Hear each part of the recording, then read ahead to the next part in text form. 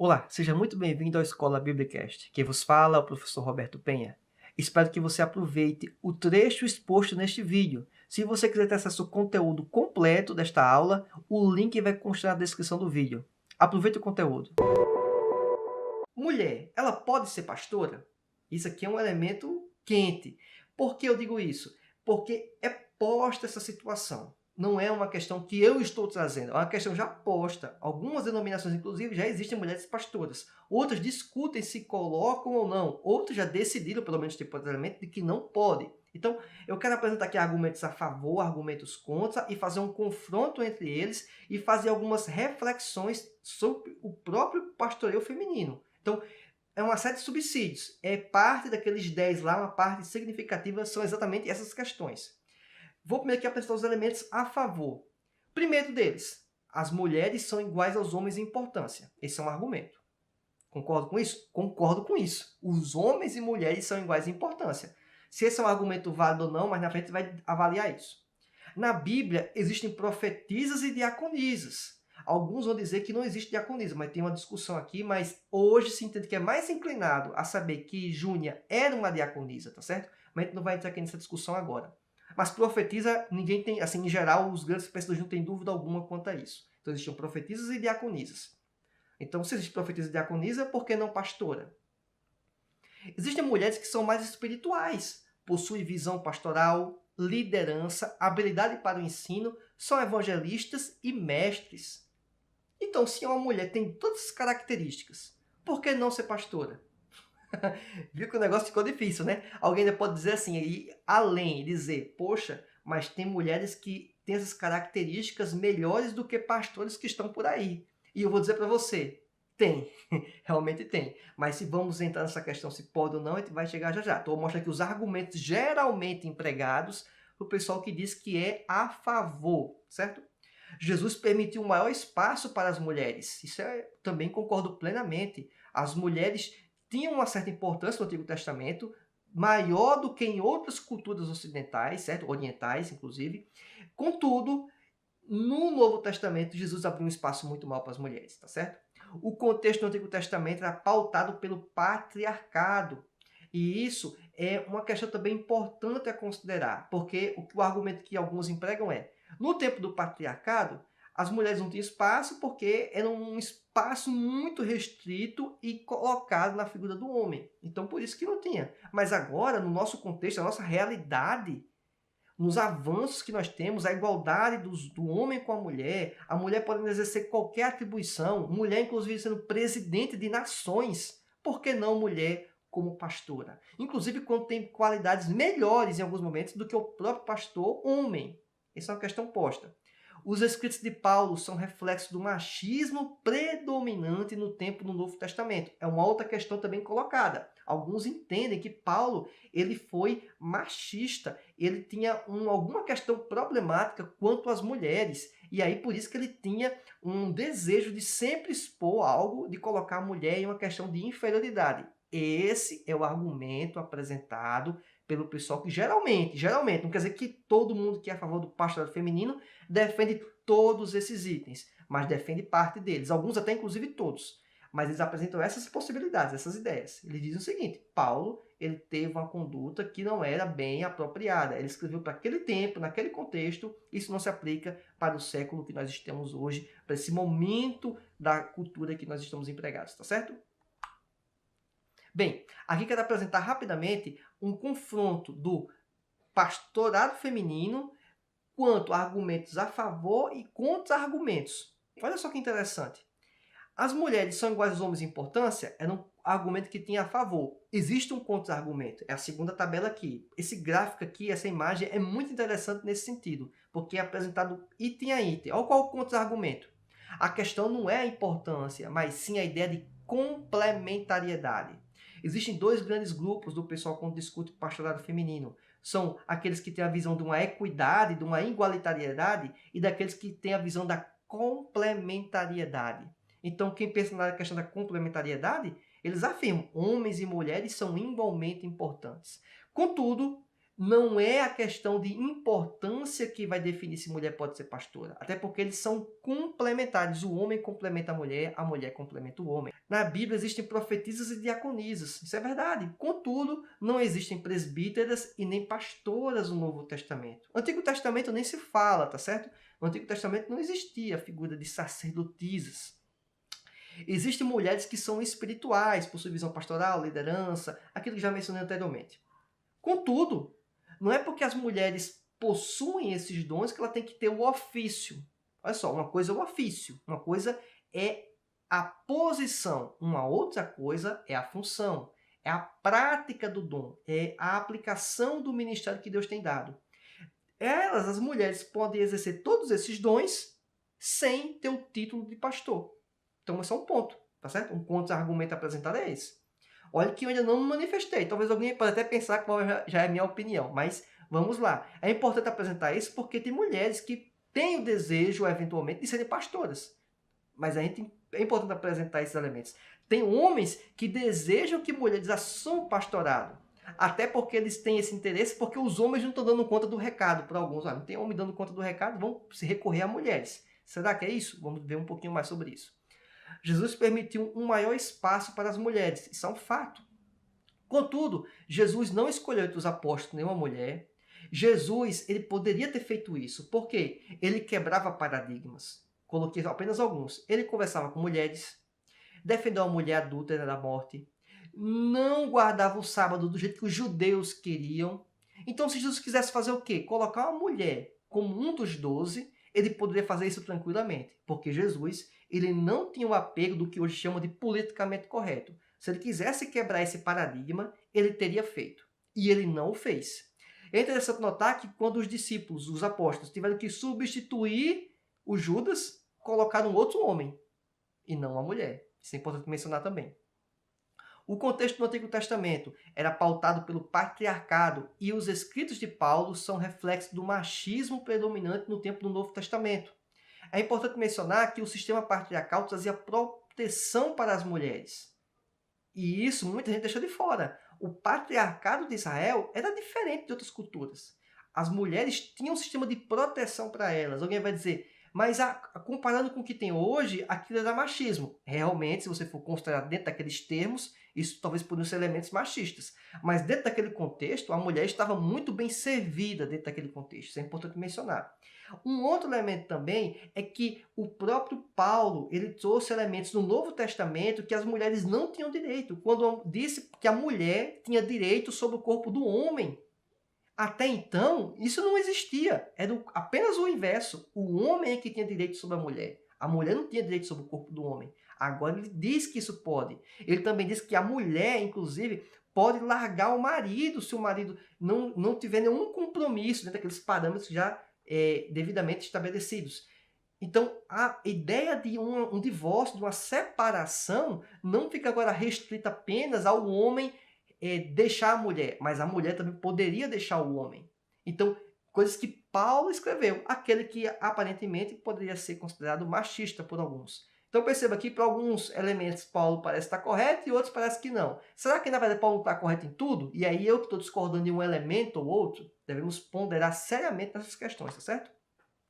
Uma outra questão que devemos pensar são os argumentos agora contrários. Apresentei argumentos a favor, apresentei o contra-argumento desses argumentos a favor e aqui quero apresentar argumentos contrários, certo? Esses argumentos aqui, eles, entendo eu, que eles são bastante fortes a se considerar, porque não é um texto bíblico que diz assim, a mulher não pode ser pastora. Bem como também não tem nenhum texto bíblico que diz assim, a mulher pode ser pastora ou deve ser pastora. Não existe. Há uma ausência de fala em termos, vamos dizer, objetivos nesse sentido. Contudo, quando pegamos o contexto, me parece muito claro que o pastorado é apenas e unicamente exclusivo para homens. Para homens. Olha o que diz aqui nessas observações que eu trago como argumentos contrários à mulher ser pastora. Então, daqui eu já desagradei alguns, posso ter agradado outros. Percebeu que eu fiquei no status quo, ou seja, é o que é comum dentro das Assembleias de Deus do Brasil, em geral. Eu sei que tem ministério que está consagrando já mulher evangelista, tal, esse tipo de coisa. Não vou entrar nessa questão aqui agora. Os nomes das tribos de Israel derivaram dos filhos de Jacó, que eram o quê? 12 homens. Antigo Testamento, estou falando. Os sacerdotes sempre foram homens. As mulheres nunca foram sacerdotisas do Antigo Testamento. Teve mulher que foi líder política, líder civil, Débora. Teve mulher profetisa, mas líder sacerdotisa não teve. Na escola dos apóstolos, escolheu 12 homens. No mundo antigo, no Antigo Testamento e no Novo Testamento, era muito comum mulheres sacerdotisas nas outras culturas. Contudo, em Israel isso não existia. Olha que interessante. O normal, na verdade, seria que no cristianismo fosse implementado mulheres como sacerdotisas, porque estaria caminhando junto o que era comum às outras religiões, às outras culturas. Tanto é que teve problemas, o apóstolo Paulo faz algumas orientações lá em Corinto, principalmente, quanto às mulheres, porque eram mulheres que estavam vindo da cultura pagã, talvez influenciadas pelo um peso maior das mulheres nessas questões de religião, de espiritualidade. Uma outra questão também importante é que homens e mulheres não possuem papéis intercambiáveis, ou seja, as homens e mulheres eles são complementares. O homem não ocupa exatamente o espaço da mulher e nem a mulher pode ocupar exatamente o espaço do homem em suas ofícios e responsabilidades. Bem, a igreja pós-apostólica, as igrejas depois da morte dos discípulos, dos apóstolos, eles permaneceram com a prática de apenas homens exercendo o pastorado e não mulheres. Então me parece muito claramente, dentro da Escritura e história da igreja, que não é recomendado a adoção, a prática do pastorado feminino, certo? Isso quer dizer que as mulheres são menos importantes? Não. Isso só quer dizer que o ofício, a responsabilidade, a autoridade, a regência está sobre os homens. Alguém pode se perguntar agora, além das questões da mulher não ser pastora, dos argumentos contrários. Olha o que diz em 1 Timóteo capítulo 2, versículo 11 e 12. A mulher aprende silêncio com toda sujeição. Não permito, porém, que a mulher ensine, nem use de autoridade sobre o marido, mas que esteja em silêncio. Olha que coisa. A questão base aqui é que a mulher não pode usar de autoridade para o marido. Isso ele está falando aqui na igreja. Olha o versículo em Timóteo, capítulo 2, versículo 3 e 4. Semelhantemente, ensine as mulheres mais velhas a serem reverentes na sua maneira de viver, a não serem caluniadoras nem escravizadas a muito vinho, mas a serem capazes de ensinar o que é bom. Olha que interessante. Um texto bíblico fala que é para a mulher ficar calada, outro texto bíblico fala que a mulher ensine. Assim poderiam também orientar as mulheres mais jovens a amarem seus maridos e seus filhos. Ou seja, tem uma recomendação, fica calada, e tem outra recomendação, pode falar. Qual a diferença? Basicamente é o seguinte, no texto lá em Timóteo está se referindo à questão de autoridade. É interessante também perceber que ao longo de tudo isso, os papéis da mulher na igreja permitiam sim a fala, certo? E isso é muito comum. Tinha um papel específico? Tinha. As mais velhas e as mais novas. Mas isso não era questão de autoridade, de regência sobre a igreja. As mulheres podem ser professoras, podem ser missionárias e assim por diante. Aí agora outra questão que se levanta. Já que eu falei que as mulheres não podem ser pastoras, alguém vai levantar, porque tem gente que prega isso por aí, que as mulheres não podem falar na igreja. Mulher não pode, só homem. Aí é um problema. Por quê? Porque é uma interpretação totalmente equivocada. Olha o que diz em 1 Coríntios capítulo 14, versículo 34 e 35. As mulheres estejam caladas nas igrejas, porque lhes não é permitido falar, mas estejam sujeitas, como também ordena a lei. E se querem aprender alguma coisa, interroguem em casa a seus próprios maridos, porque é indecente que as mulheres falem na igreja. Então, essa indecência, essa não fala, era restrita à interpretação ou ao julgamento, na verdade, das profecias. O julgamento das profecias, do contexto lá aplicado, não poderia ser feito por mulheres, porque era algo de autoridade, e a autoridade estava colocada sobre os homens, não sobre as mulheres. Versículo de 1 Coríntios, capítulo 11, versículo 5. Mas toda mulher que ora ou profetiza com a cabeça descoberta, desonra a sua própria cabeça, porque é como se estivesse rapada. Olha que interessante. Aqui fala que as mulheres oram e profetizam. Isso aqui está sendo público, é na igreja. A questão é que quando envolve autoridade, regência, governo, mulher não pode falar. Quem é que exerce autoridade, regência e governo? Pastor. Mas quando não é aplicado nesses termos, a mulher pode falar. Não tem nenhum problema quanto a isso, tá certo? Então, o lugar de fala da mulher é totalmente normal, possível e aconselhável, lógico, é uma pessoa em Cristo normalmente, não é menos importante. Estamos falando aqui do ofício, não estamos falando aqui da função. As mulheres podem sim ter o desenvolvimento, uma série de características pastorais, olha só, mas não são pastoras, não tem problema quanto a isso, certo? Tem uma orientação divina nesse sentido. Último subsídio para que você possa considerar, reflexões sobre o pastoreio feminino. O homem é o líder da família. Então vamos supor que uma mulher é pastora já. Uma igreja que coloca mulheres, ordena mulheres para serem pastoras. Então o homem é o líder da família. Efésios 5:25 deixa isso muito claro.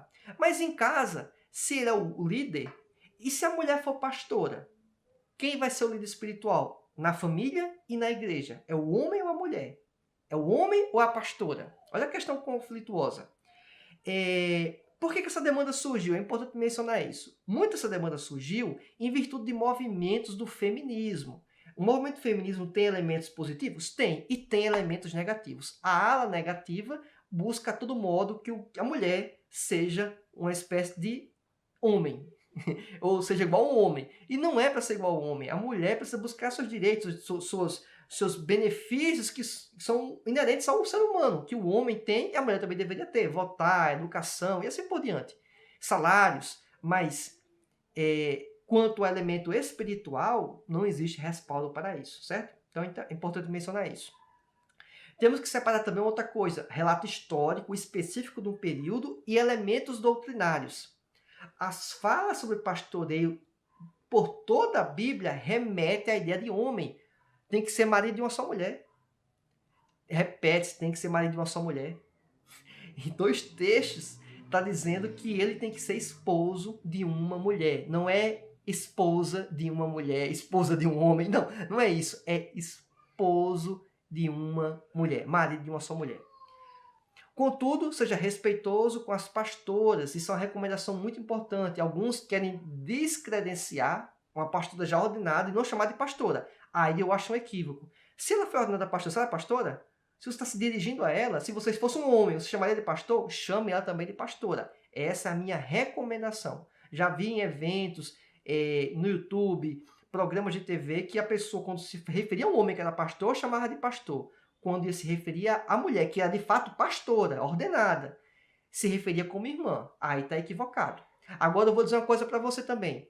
É totalmente equivocado, mas totalmente equivocado. Você que é pastor, que sua esposa não é pastora, a sua igreja não ordena ela como pastora, e você chama ela de pastora, ou você quer que os membros da igreja chamem ela de pastora. Aí não. O casamento não fez com que ela se tornasse pastora. Ou quando você for ordenada a ser pastor, ela não virou pastora. Quem foi ordenado foi você. Ela tem uma responsabilidade dentro do seu ministério? Tem, mas ela não é pastora. Portanto, então fique esse alerta para que você não faça essa confusão e nem incentive o povo a tomar essa atitude equivocada, tá certo?